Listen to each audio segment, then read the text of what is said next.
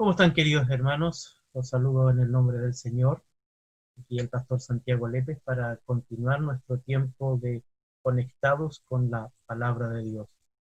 Seguimos con nuestra temática de estudio Dios y su templo. Ya vamos en el volumen 7. Hoy vamos a hablar con un nuevo título, un nuevo tema llamado Profecías que siguen. Vamos a orar a nuestro Dios para que nos dirija y también veamos en las Escrituras los procesos proféticos que deben acontecer. Oramos. Padre, gracias por permitirnos conocer tu palabra, estar atentos a ella y también poder escudriñarla. Abre nuestro entendimiento, nuestro corazón y también para estar velando y estando atentos a los sucesos como también a lo que tú nos enseñas a través de esta tu palabra. Gracias, amado Jesús, en tu presencia. Amén. La semana pasada estuvimos hablando acerca de Dios y su templo, acerca de los procesos que van a ocurrir con la iglesia y también con Israel. Pero no terminan todos estos eventos futuros en lo que va a suceder con la iglesia cuando sea arrebatada al cielo, sino que también hay determinados procesos que vienen sobre la vida y la nación de Israel. Vamos a tener una ayuda visual para poder compartir con ustedes acerca de esto.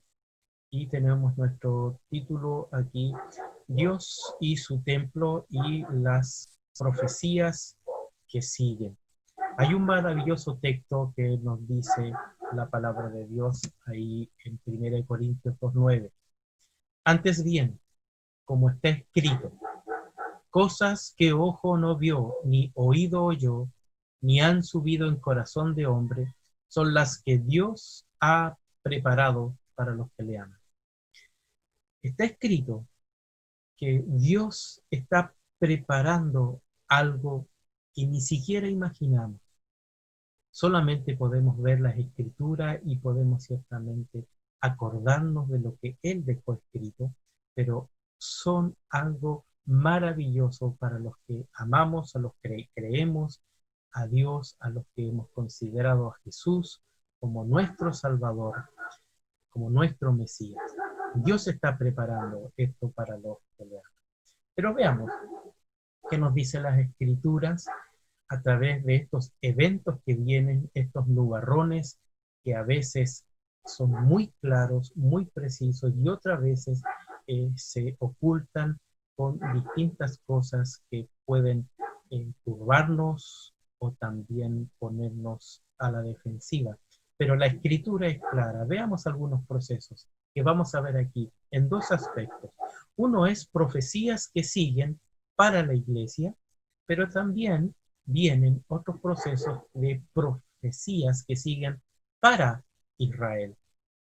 Bueno, dentro de las profecías que sigan para la iglesia, estos procesos proféticos, algo que vimos ya la semana pasada, es que se viene el arrebatamiento, el rapto de la iglesia, de los creyentes. Pablo lo había enseñado muy bien en varios pasajes a los gentiles. Uno es 1 Tesalonicenses 4:13 en adelante, pero también lo vemos también en 1 Corintios y lo vemos en otros pasajes también que les explica con precisión de este arrebatamiento, este misterio que está para la iglesia. Ahora, ¿qué es lo que va a suceder una vez que la iglesia sea sacada de este mundo, sea arrebatada y nos encontremos al Señor en el aire? Bueno, viene otro proceso para la iglesia y viene otras cosas que están determinadas para Israel. Hay un paralelismo aquí que debemos entender y que debemos hacer una separación, porque lo vemos dentro de las Escrituras. Hay un proceso que viene para la iglesia de Cristo, que se denomina aquí en el punto 2, que viene el tribunal de Cristo. Y el apóstol Pablo se los explica también ahí a los Corintios en la segunda carta, capítulo 5, versículo 10, y vamos a darle lectura. En segunda de Corintios 5, 10. Dice, porque es necesario que todos nosotros comparezcamos ante el tribunal de Cristo para que cada uno reciba según lo que haya hecho mientras estaba en el cuerpo, sea bueno o sea malo. Pablo está revelando un juicio, un tribunal que pertenece a Cristo. Es decir, cuando nosotros seamos sacados de aquí, vamos a estar en el paraíso, vamos a estar en la presencia de Dios, pero vamos a pasar por una evaluación, vamos a ser examinados. Este juicio no es juicio de salvación, porque Cristo nos salvó de la condenación del pecado. Este juicio se llama también el juicio de obra. Ahora, este juicio nos llama a dar cuenta de lo que Dios nos entregó. Y las preguntas que podríamos hacernos hoy es ¿en qué consiste este juicio? Ahora, debemos dar cuenta de lo que Dios nos ha entregado. Para eso es este tribunal, del cual Cristo nos llama a rendir cuentas. ¿Qué es lo que hicimos por el reino de los cielos? ¿Qué es lo que hicimos con los talentos, con los recursos, con los dones que Dios nos dio y qué uso le dimos para la gloria de Dios y para el reino? Esto es algo que tenemos que responder en forma personal e individual. No vamos a tener excusas delante del Señor y decirle que ignorábamos los dones, los recursos y los talentos que Él nos entregó. Quizás algunos los aprovechó para sí mismo, para disfrutar de este mundo, pero hay otros que los invierten en el reino de los cielos, en el Evangelio, a través de sus talentos, para que el nombre de Dios, el nombre de Cristo sea glorificado. Tenemos que dar cuenta de esto. Tanto así que en otros pasajes, en esta evaluación que daremos, Pablo les dice lo siguiente en cuanto a la calidad de servicio o la calidad de trabajo que hicimos por la obra del Señor. Ahí en 1 Corintios 3, del verso 12 en adelante dice, y sobre este fundamento alguno edificare oro, plata, piedras preciosas, madera, heno, hojarasca.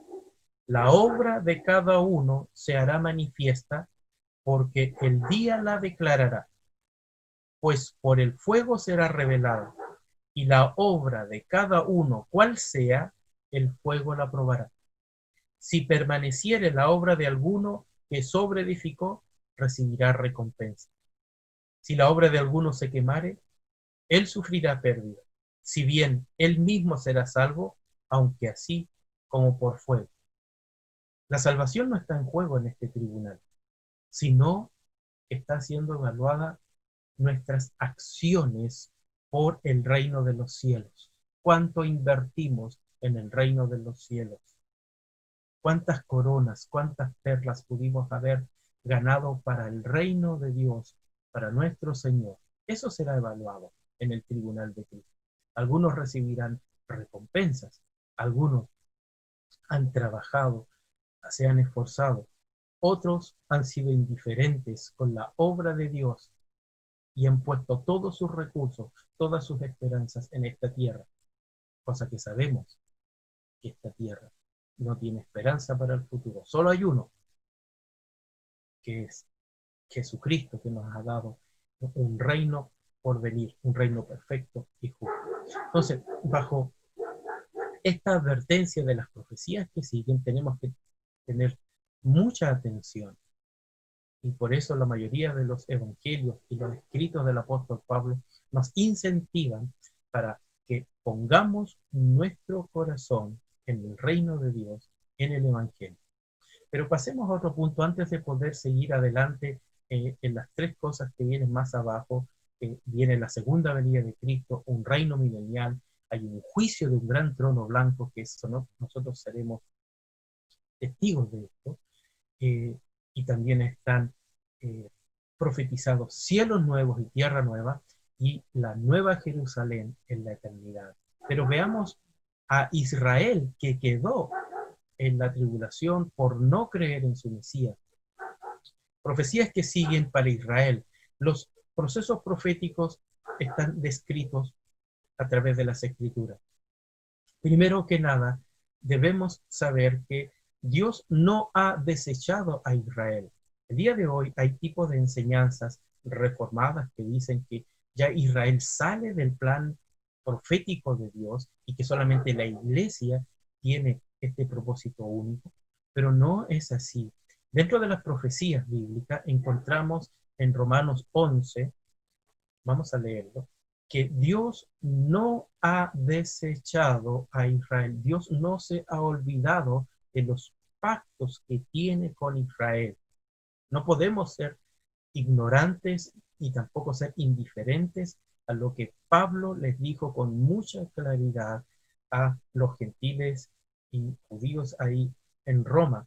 Digo pues, dice Pablo, con una pregunta, ¿ha desechado Dios a su pueblo? Esta es una pregunta y la respuesta es muy categórica de Pablo. En ninguna manera. Esto es algo muy fuerte que no debe quedar duda en cuanto a esto. Dios no ha desechado a Israel. Porque yo, dice Pablo, soy israelita de la descendencia de Abraham, de la tribu de Benjamín. Y lo vuelve a recalcar aquí en el verso 2. No ha desechado Dios a su pueblo, al cual desde antes conoció. ¿O no sabéis que dice de Elías la escritura como invoca a Dios contra Israel diciendo, Señor, a tus profetas han dado muerte y tus altares han derribado y solo yo he quedado y procuran matarme? Hablando precisamente que en el peor de los casos, aún en la mayor idolatría, incluso indiferencia de Israel, aún así Dios no ha desechado a su pueblo Israel, quien tiene planes y propósitos para con ellos. Las profecías que siguen para Israel es que Dios no se ha olvidado de ellos, sino que aunque queden en la tribulación y pasen por las desgracias y dramas enormes que están profetizados para este mundo, ellos serán salvados por el Evangelio de Jesucristo. Ellos creerán en el Evangelio bendito de Cristo y recién en medio de la tribulación se darán cuenta de esto. Pero vamos a las Escrituras. Mira, en Apocalipsis capítulo 7, versículo 14, nos dice un par de pasajes aquí acerca de los procesos proféticos del Señor para Israel, diciendo 7:4. Y oí el número de los sellados, 144,000 sellados de todas las tribus de los hijos de Israel. Y ahí explica, desde el versículo 5 al versículo 8, la cantidad de cada una de las tribus, 12,000 de cada tribu, que se convertirán a Cristo, que predicarán a Cristo a través del Evangelio por Israel y también por gran parte del mundo por donde fueran perseguidos estos judíos. No se habla de personas extranjeras. Estos son precisamente judíos del linaje de Israel, tanto así que la misma revelación a Juan les dice que son 12,000 de la tribu de Judá, 12,000 de la tribu de Rubén, 12,000 de la tribu de Gad, 12,000 de la tribu de Aser, 12,000 de la tribu de Neftalí, 12,000 de la tribu de Manasés, 12,000 de la tribu de Simeón, 12,000 de la tribu de Leví, 12,000 de la tribu de Isaacar, 12,000 de la tribu de Zabulón, 12,000 de la tribu de José y de Benjamín, 12,000 sellados, lo que suman 144,000 misioneros predicando el Evangelio. Son judíos convertidos y muchos creerán, serán salvados por el Evangelio de Cristo. Estos judíos se convertirán. Y aquí otros pasajes que nos muestran la escritura profética. Volvamos ahí a Zacarías, veamos Zacarías capítulo 14, que nos dice lo siguiente. Zacarías capítulo 14, verso 2 y verso 3.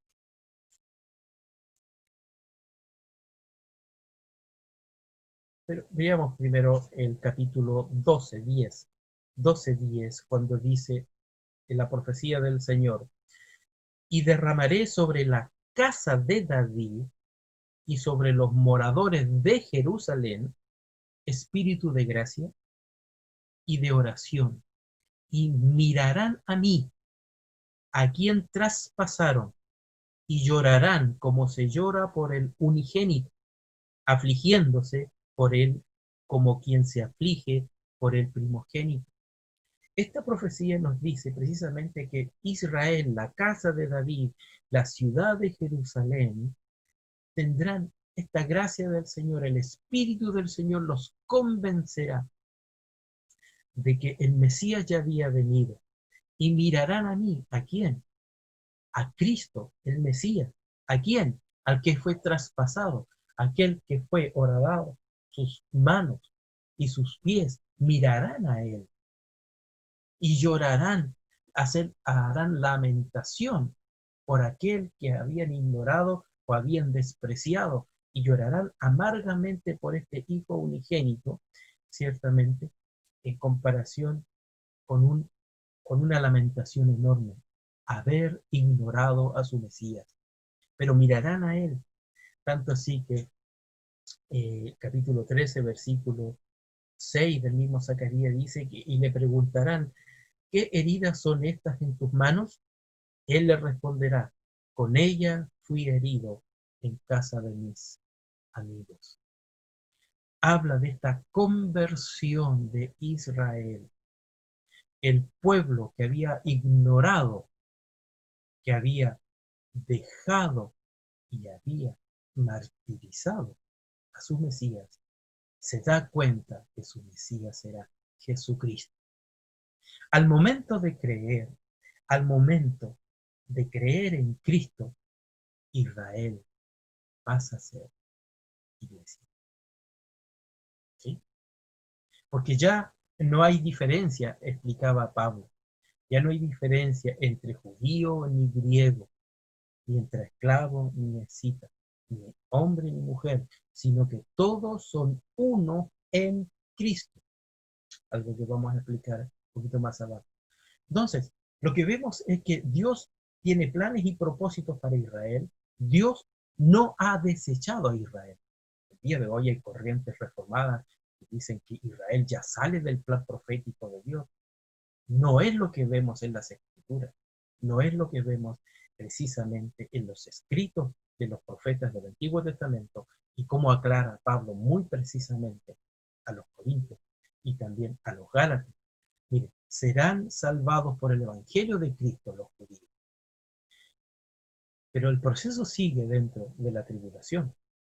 Como punto 3 veremos que Israel, que los judíos serán rescatados de una aniquilación, rescatados de la aniquilación, del mismo anticristo que querrá hacer desaparecer al pueblo de Israel.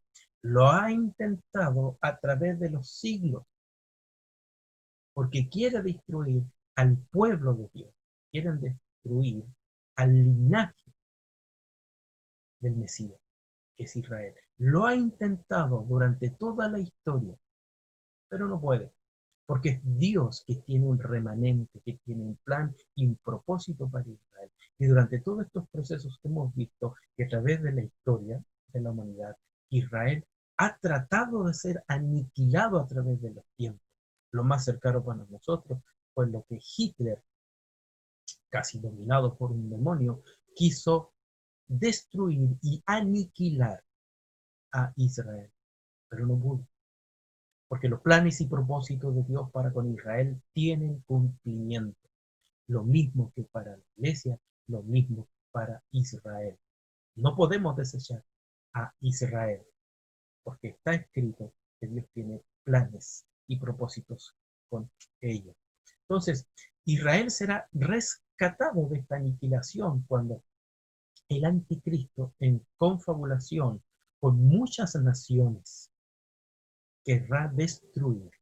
Mira, ¿qué es lo que va a suceder? Ya los profetas del Antiguo Testamento hablaban de esto en Sofonías capítulo 1, versículo 3.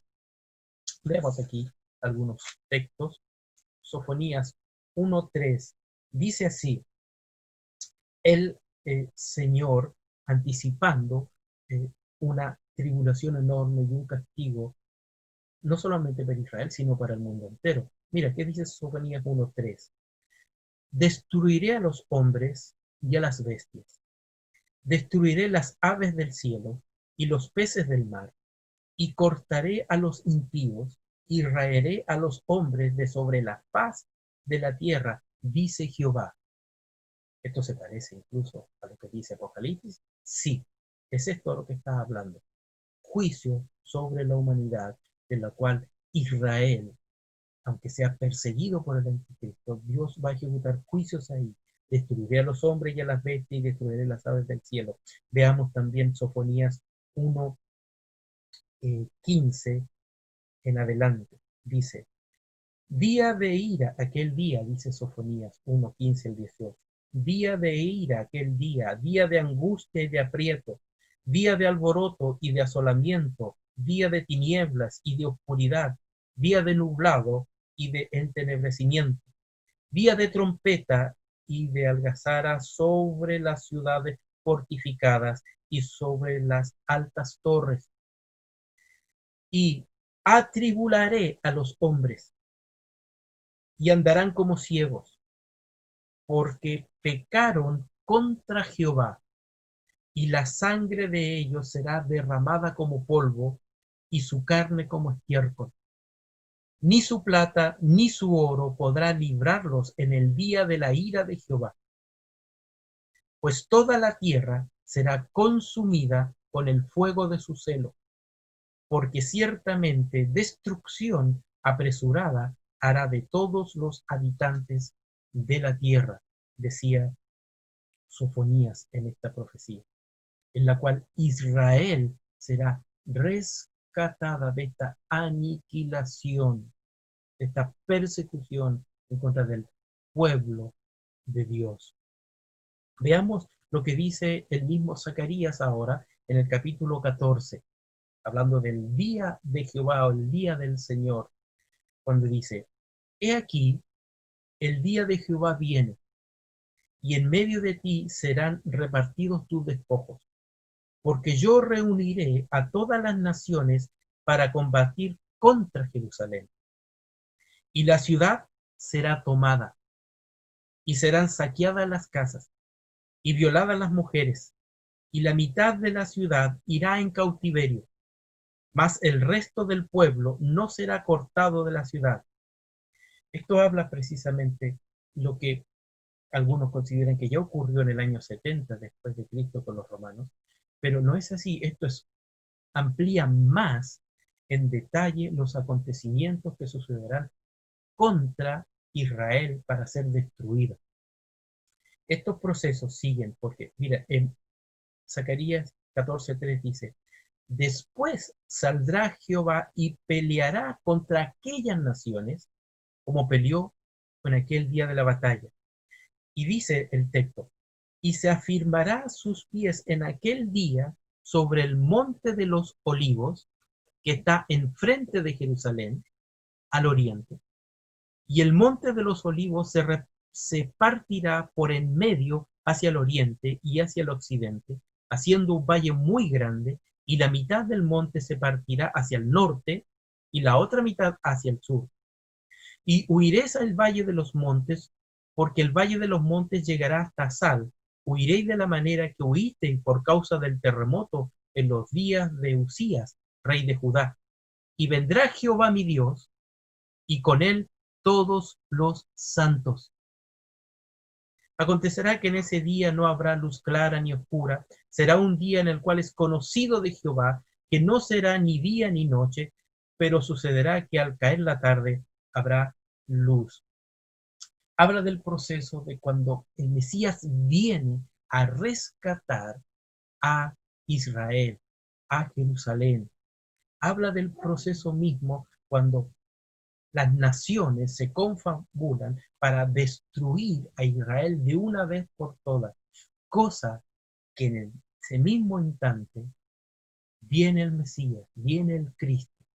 Pero sigamos leyendo, mira, sigue el texto de Zacarías 14, versos 12 y 13.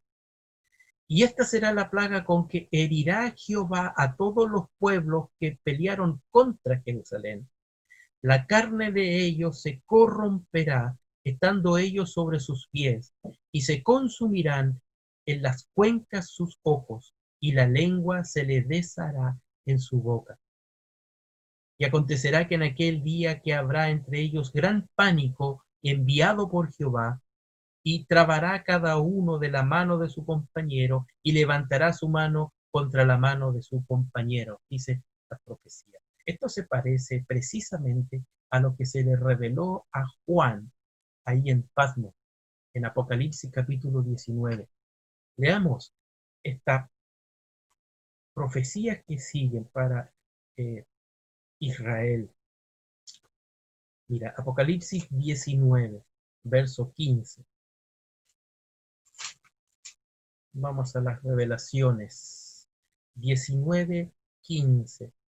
Dice, de su boca sale una espada aguda para herir, la misma palabra que decía Zacarías, para herir con esta espada aguda que sale de tu boca, con ella las naciones, y él las regirá con vara de hierro, y él pisa el lagar del vino del furor y de la ira del Dios Todopoderoso.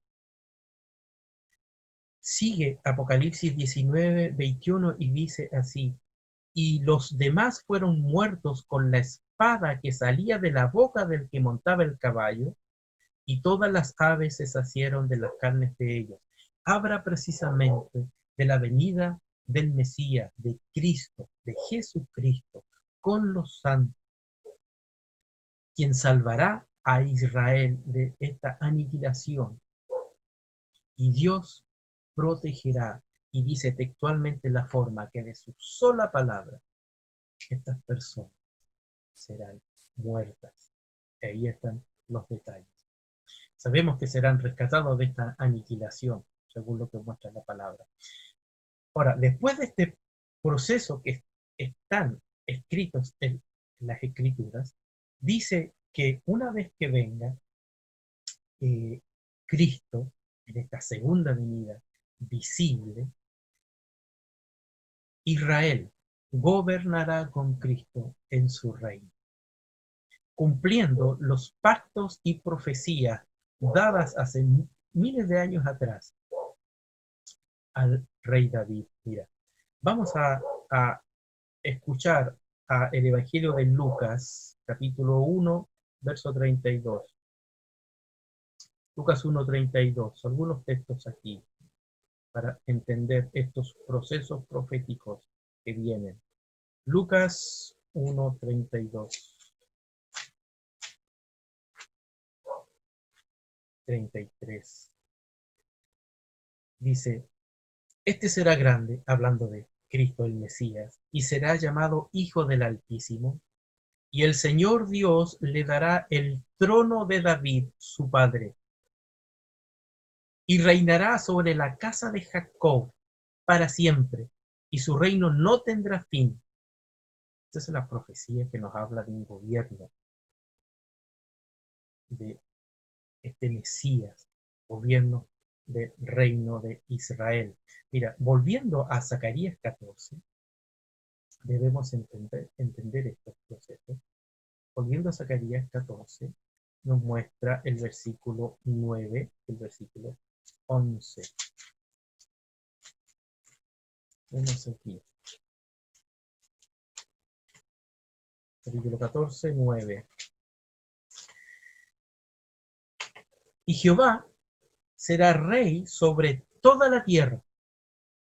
En aquel día Jehová será uno y uno su nombre. Es interesante esto. Padre, Hijo y Espíritu, uno en su nombre. Toda la tierra se volverá como llanura desde Quebar hasta Rimón Sur. Ocurrirá algo sobrenatural allí, porque vemos que el Monte de los Olivos sufrirá un cambio geográfico dramático, enorme, tanto que se dividirá una parte al norte, otra parte al sur, y al medio se creará un valle hermoso. No será comparable con la geografía que conocemos hoy de Israel, de Jerusalén o del mismo Monte de los Olivos. Será totalmente transformada cuando ocurra ese tiempo. Mira, y sigue la escritura ahí en Zacarías 14:11, y morarán en ella, y no habrá nunca más maldición, sino que Jerusalén será habitada confiadamente, porque su Mesías vendrá a reinar, a gobernar. ¿Quién dijo que el Mesías vendría nuevamente y pondría su pie en el monte de los olivos? Ángeles. Después que Cristo fue ascendido a los cielos, les dijeron a sus discípulos, vamos a Hechos capítulo 1, para que comprendamos que ese Mesías es Jesucristo, porque en el 1, 10 y 11 dicen, estando ellos con los ojos puestos en el cielo, estamos hablando de los discípulos que vieron a Cristo ascender a los cielos, ahí en el monte de los olivos, y estando ellos con los ojos puestos en el cielo, entre tanto que él se iba, veamos esa imagen, y aquí se pusieron junto a ellos dos varones con vestiduras blancas, los cuales también le dijeron, varones Galileo, ¿por qué estáis mirando al cielo? Este mismo Jesús, que ha sido tomado de vosotros al cielo, así vendrá como le habéis visto ir al cielo. En el mismo lugar vendrá y pondrá su pie en el monte de los olivos, lo que la profecía dice. Entonces, vemos que este rey es Jesucristo, que los judíos, que Israel como nación gobernará con Cristo en su reino, que vamos a estudiar más adelante, que es el reino milenial. Pero tenemos que hacer un paréntesis aquí. En Cristo, Israel y la iglesia son un solo pueblo. ¿Cuándo ocurre esto? Hay dos paralelismos aquí. Israel llega a ser iglesia cuando reconoce a Jesucristo como su Mesías. Los judíos que van a ser salvos de la tribulación son aquellos que han reconocido a Cristo como su Mesías y pasan a ser iglesia. Y al momento de venir Cristo en el rapto, judíos creyentes en Cristo serán arrebatados. Sin embargo, judíos que no han creído en Cristo ingresarán a la tribulación como incrédulos, pero creerán en Cristo en medio de la tribulación a través de ese evangelio que será predicado por estos 144.000 judíos misioneros. Creerán en Cristo recién allí, pero antes, el día de hoy, lo que podemos ver es que si hay judíos que creen en Cristo como Señor y Salvador, como su Mesías, en el arrebatamiento serán sacados. Pero en este proceso del gobierno de Cristo, en el milenio, en Cristo, Israel y la iglesia son un solo pueblo. Pablo lo explicó muy bien a los gentiles y también a los judíos. Mira, Gálatas 3:28. Un par de textos más. Gálatas, carta a los Gálatas, capítulo 3, versículo 28. Dice, ya no hay judío ni griego, no hay esclavo ni libre, no hay varón ni mujer, porque todos vosotros sois uno en Cristo Jesús. al momento de recibir a Cristo como Señor y Salvador de su vida, para un judío, pasa a ser iglesia, pasa a ser un pueblo, el pueblo de Dios, en ese sentido. Se lo vuelvo a explicar Pablo ahora a los colosenses, más adelante, capítulo 3, versículo 11, 3:11. Algo que tenía que dar muy claro, 3:11, cuando dice, eh, no hay griego ni judío, circuncisión ni incircuncisión, bárbaro ni escita, siervo ni libre, sino que Cristo es el todo y en todos. El mismo apóstol Pedro lo entendió y escribió una carta a todos los creyentes que habían sido esparcidos por la persecución en el capítulo 2 de primera carta de Pedro, versículo 9, 2:9, cuando dice, vosotros sois linaje escogido, real sacerdocio, nación santa, pueblo adquirido por Dios, para que anunciéis las virtudes de aquel que os llamó de las tinieblas a su luz admirable. Vosotros que en otro tiempo no erais pueblo, pero que ahora sois pueblo de Dios, no habíais alcanzado misericordia, pero ahora habéis alcanzado misericordia. Habla de esta fusión, habla de estar en Cristo. Escuchemos ahora al apóstol Juan en el capítulo 1 de Apocalipsis, versículo 6, y dice, y nos hizo reyes y sacerdotes para Dios su Padre. ¿Cómo nos hizo reyes y sacerdotes? El versículo 5 lo explica. Al que nos amó y nos lavó de nuestros pecados con su sangre y nos hizo reyes y sacerdotes para Dios su Padre. A él sea gloria e imperio por los siglos de los siglos. Amén. Habla de esta fusión, habla de este proceso que vamos a experimentar todos juntos ya en el reino milenial. Algo que vamos a explicar la próxima semana. Entonces, amados hermanos, vemos que las profecías siguen, tanto para la iglesia, como hemos visto en esta imagen, que hay procesos que siguen para la iglesia, que esperamos este arrebatamiento, es próximo, pero estamos advertidos y debemos saber que vamos a tener que rendir cuentas delante del tribunal de Cristo. Pero viene un proceso dentro de la segunda venida de Cristo y que vienen profecías para Israel, que Dios no ha desechado a Israel. Israel será salvado a través del evangelio de Cristo, que serán rescatados de la aniquilación allí en la tribulación y que gobernarán con Cristo en su reino y que la iglesia, junto con Israel, son un solo pueblo, cosa que experimentaremos en ese reino milenial que viene pronto. Amados, que el Señor nos dé entendimiento, que Dios nos ayude a ordenar precisamente estas profecías maravillosas que vienen y que nosotros vamos a experimentar. Es bueno estar atentos, es bueno estar velando y orando a la luz de la palabra del Señor. Hermano, que Dios te bendiga, que Dios te proteja y tranquilo, que estamos dentro de las manos y de los propósitos de Dios. Así que, amados hermanos, bendiciones. Hasta pronto.